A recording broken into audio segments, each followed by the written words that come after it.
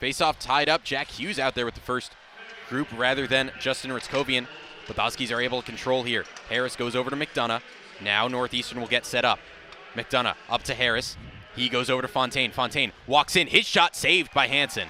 So it's a slashing penalty on Turnbull. And I mean, like, if all the penalties that it could have been, it would have been slashing. But it was a light slash. It was a little love tap. Yeah, it was a soft call, but Northeastern, you know what? You're not complaining. They need this power play to change the momentum and get a goal, yes, but even if they don't, just change the momentum here, change the pace, change the action. This is what they need. Face-off tied up. Hughes is on top of the puck right now, and it eventually comes out loose to Fontaine. He goes up to Jordan Harris for Northeastern. Harris goes back over to Fontaine. Fontaine skates in, now finds Jack Hughes here along the wing.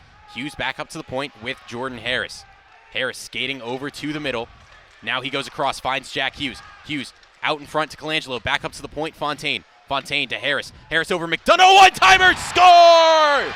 Aiden McDonough on the power play, and Northeastern ties it up. Aiden McDonough finds his office from the right circle. That's what he does best. One of the leading goal scorers in the country. What cycling for the Huskies right there. Just running circles around this beleaguered UConn penalty kill. And Aiden McDonough, they find him for the one-timer. They have the open net. They caught Hansen rotating over to his left too late. And that's what the doctor ordered for the Huskies. 5-on-5, sure, was a struggle. But they got the power play goal from their top goal scorer when they needed it most. Well, they get the break. They got the power play because of the penalty from Carter Turnbull, and they wasted no time capitalizing. 5:47 to go in the period. A great pass from Harris to find McDonough, and boy, he's not going to miss from there. Aiden McDonough ties things up at 1 here at TD Garden.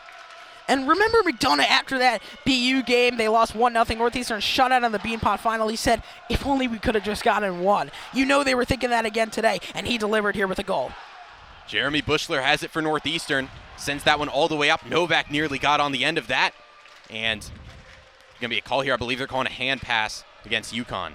I mean, you know, sure, it could have been a soft call to get to the goal, but Jerry Keefe, this Northeastern team, they're not complaining, and the momentum of this game changed again. This building, you know, it's not full, but the Northeastern fans that are here now making noise back into this game. We have immediate time on the ice, and the tenor of this game, the building, everything about it just changed. Northeastern was getting dominated, wrecked inside. UConn was running circles around them, but how about the cycling on that power play? Beautiful. I mean, as good as we've seen from this new Northeastern power play unit all season. A lot of credit there goes to Gunnar Wolf Fontaine. He was having a lot of movement going on that power play. He gets the secondary assist on that one as he found Harris at the point. Then Harris over to McDonough, obviously with the one-timer. Northeastern ties it up on the power play. 5:29 to go here in the first period. We're going to send you over to some PSAs for just a moment here, but you're not going to want to miss any more of this game, so keep it locked here on WRBB 104.9.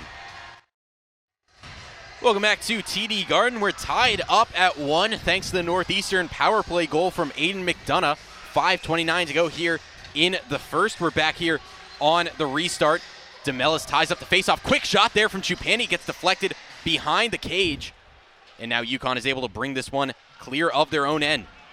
Artem Schlane coming through the middle. 1-on-3 here almost. Sends it out in front. Gets it to Torberg, who just couldn't get a clean shot away. Now a shot from Keenal was loose in the crease after Levi made the save, but Northeastern able to get on the end and clear out the rebound. Now that puck comes out. A shot blocked in front by Jordan Harris. Chupani gets on the end of it and is able to get it out of the zone, but not very far. And now Shandor sends it in. Matt DeMellis on the scene to play the puck for Northeastern. Out wide to Riley Hughes. Hughes goes into the corner, sends that one all the way around, looking for Matt Chupani. He'll find him in the corner here against O'Neal. Chupani, a nice battle here. Gets this one all the way around, looking for Riley Hughes. He's able to free it below the goal. Hughes trying to skate off. Reese had it knocked away from him. Now Keenal is able to bring this one clear for the UConn Huskies. Kondalik down the wing. He comes in strong against Jeremy Bushler. Levi has to play that one, but Kondalik goes and retrieves his own rebound. Now back up to the point. Quick shot there. A good block from Chupani on the one-timer from Flynn. Comes out to Kondalik in the corner. He gets tied up. Jaden Struble in there for Northeastern, but Kondalik is able to come away with it. Finds the goal scorer first off for UConn. Below the goal in a battle with Justin Ritzkovian. Comes away with it somehow. First off, up to the point. One-timer again from Flynn. Blocked this time by Bushler. Kondalik back up to the point. Gorley, his one-timer, blocked again. It's Gunnar Wolf Fontaine that time. Puck now in the corner. Big battle here, and O'Neal finally loses it. for UConn. Jeremy Bushler comes away with it for Northeastern. He finds Ritzkovian, who swings that one in all the way from the red line. Hansen had to make the save. And now UConn looking to break out here. Capone down the wing. He comes, sends it out, gets it back from Bradley. Capone out in front, and Jack Hughes with a great interception. 3-on-2 developing here for Northeastern. Fontaine down the wing, slows it up, gets it out in front, finds Tyler's spot, but he couldn't get a clear shot away. Now Fontaine swings it back around, finds spot below the goal. Novak in there as well, but he's tied up with O'Neal for UConn. Puck is loose and now eventually freed out to the wing and collected by Wheeler. Currents has it at the foul line, pulls up from 15 feet, and she knocks down another. Yeah, Currents is on one right now. She's inspired by the 1,000-point ceremony beforehand. She wants to show that she deserved all of those 1,000 points. Carradine has it for James Madison. Clement gives her a bit of space and now picks her up. Over with Jefferson, now Green in the corner. Back to Jefferson, now Carradine. JMU keeping this on the perimeter, 8 on the shot clock as Carradine had it stripped by Motema. 2-on-1, fast break for the Huskies. Motema goes all the way to the cup and lays it in, and a timeout, James Madison. Great job by Motema. Instead of passing to Soriano to her right, she did a hard dribble to her right, faked out her defender, and just got an easy layup right there. There's great play all the way around for Motema, who's now the second leading scorer for the Huskies after Kendall Currents. She's 3 for 3 with 5 rebounds and 2 steals. All that coming in just 7 minutes for Jemima Motema. Well, what a start for Motema. What a start for the Huskies. Up to a 13-point lead, 32-19. They've hit 6 of their last 7 field goals as they have staked out a big lead here with 2:28 to go in the first half. Yeah, they've just been so efficient from the field, and they're able to get those turnovers. They're key for winning games for them. We know the Dukes do not have a very good turnover margin. I believe they're the worst in the conference this season, and that'll be key going forward in the rest of this game. Out of the timeout, it's Madison Green with the ball for the Dukes. Drops this one off to Jefferson. She finds Oderkirk. A nice cut there. Kick out Jefferson. Thought about it. Finds Green the hot hand for 3, and it rolls in. A friendly roll here on the road. Yeah, well, Jefferson hasn't done a lot of scoring herself. That's her 3rd assist. She's finding her teammates on the perimeter so far. Northeastern lead is down to 10 as Soriano gets it across half court. Now drives inside, kicks it out to Currents on the wing. She goes baseline, pulls up, bit strong on the layup, and Tynes with a big rebound there for the Dukes. Yeah, a lot of confidence by Kendall Currents right there. She probably just could have taken a little bit more time off of that shot clock instead of hurrying that jumper there. Green finds Hazel, guarded by Soriano. Her pass goes into Tynes, and Soriano poked it free, but Green was right there to pick up the loose ball. Green back out to Hazel. Driving in against Soriano. Thought about pulling up, instead finds Jefferson. She instead pulls up. No good on the shot. It's tipped up out of bounds. No, it's kept in by Currents. She gets it up to half court, but Hazel picks it off. Oderkirk drops it in to Jefferson, who was fouled there by McCartney on the entry pass. Yeah, great play by Kendall Currents right there just to keep it in play. She was diving out of bounds the left corner right near the three-point line and tossed it back to right near half court, sadly just right into the hands of a Duke.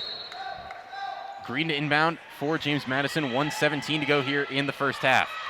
Has McCartney right on her. She finds Jefferson. Picked up by Tambu. She pulls up, hand right in her face by Tambu. She misses, and Tambu grabs the rebound, pushes it ahead for Northeastern. Currents stops, slows things down, finds May. She thought about the deep 3. Instead goes over to McCartney here with a minute to go in the first half. McCartney finds Currents on the wing. She pulls up, can't get the roll for the 3. Tambu with the offensive board for the Huskies. She finds May straight away 3. That's good. Tambu just brings so much life, Great play there to get inside. No one saw her coming from the rebound. Got to the other corner and tossed it up to Katie May. Just so much energy. She's been great defensively so far here for Northeastern. It's a 13-point Northeastern lead. Green with a triple try. No good. Katie May brings it down. Shot clock is off for Northeastern as Kendall Currents slows things down for the Huskies. 20 seconds left in the first half. 35-22.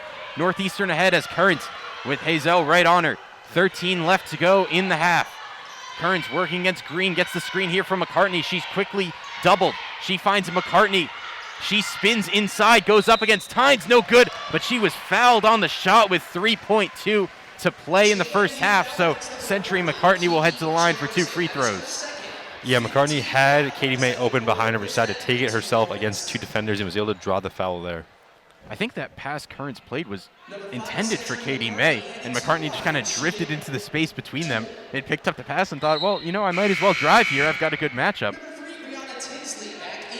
She picks up the foul. It is against Kiki Jefferson, so that's her second. Not any immediate trouble there, but something we'll have note of as we're about to hit halftime. McCartney's first free throw rolls out. Yeah, there's a little bit of pushing and shoving there, maybe just a little bit of talking between McCartney and Jefferson after that play. Luckily, they were separated. No real conflict going on so far. McCartney's second free throw is good. 64% free throw shooter, knocks down 1 of 2. JMU pushes it up. Tinsley from half court banks it in. Oh my goodness. Brianna Tinsley from just past the half court line banks it off the glass, and it cuts the Northeastern lead to 11 as we hit halftime. Yeah, with that shot, Tinsley is now the leading scorer for the Dukes. She's been on fire from 3 so far. Maybe a little bit of luck helped out there, but she's 3 for 4 in this game beyond the arc. She's not the best three-point shooter on this team, just 27% from deep this season. Incredible shot by Tinsley. She looked like she knew what she was doing. Oh, there's a lot of confidence in that shot. Sometimes you see the player when they have that half-court heave at the end of the half, they don't look like they know what they're doing. Tinsley knew where to get on the floor. She knew how much power to put behind it, and she knocks it down. So a huge bucket for James Madison right before the end of the half. It's 36-25 Northeastern in the lead here after 20 minutes. Welcome back to TD Garden. No score here in the 69th annual Beanpot Final between Northeastern and Boston University. You're listening to WRBB 104.9 FM, your home for Husky Sports. Mike Puzzanghera here with Emma Sullivan. Colin Kapoor will be here with us in the second period. 21 seconds left on a Jordan Harris penalty to start the second period for Northeastern. He took that penalty while the Huskies were on the power play. Not the smartest penalty Jordan Harris has ever taken. A bit of a disagreement abound in the Twitterverse right now on whether or not that call was a penalty. It went for roughing. Jay O'Brien had a penalty for Boston University for boarding. We're describing what the penalties were for you because really not much interesting has happened in this game. We're through 20 minutes. It's been pretty boring. Yeah, boring is kind of the point, the word that I would use for it too. And, that's not the word you want to think of when you think of the Beanpot Final. This is one of the most historic tournaments in hockey, let alone college hockey. And as we sit here, there was just not really anything going from either of these teams. You had 2 good opportunities, one on either side, of course, but other than that, it was really just a lot of forechecking and turnovers and nothing really going. There was no high stakes, is how I would describe it. My heart rate didn't get up more than maybe twice by a nice zone entry or a sustained pressure from either team, and it really just kind of fell flat, which is not what you want on one of the most highly anticipated games of the year. No, it's certainly been lackluster so far, but there are 40 minutes at least to turn that around. Tied 0-0, not much, but a really good chance for both teams. For Northeastern, they came into the zone. It came early. Tyler Spott had a great chance to shoot. Duplessis was out of position. Spott came crashing into the slot, but it was the stick of Jay O'Brien that denied him. Really just an excellent defensive play by the forward, more known for his goal-scoring ability this time, using his goal-denying ability to keep Spott off the board. And for Boston University, they had a shot that rang off the pipe. There was a loose puck that got blocked and just kind of sat there right in the right face-off circle. Ty Gallagher came storming in, slapped one off the crossbar. Semptenfelter thanking his posts after that one, a near miss for BU. But those were really the 2 best chances. The others missed passes in front, players not connecting, miscommunications between the teams, really just not the kind of hockey you expect to see in the Beanpot Final between 2 nationally ranked teams.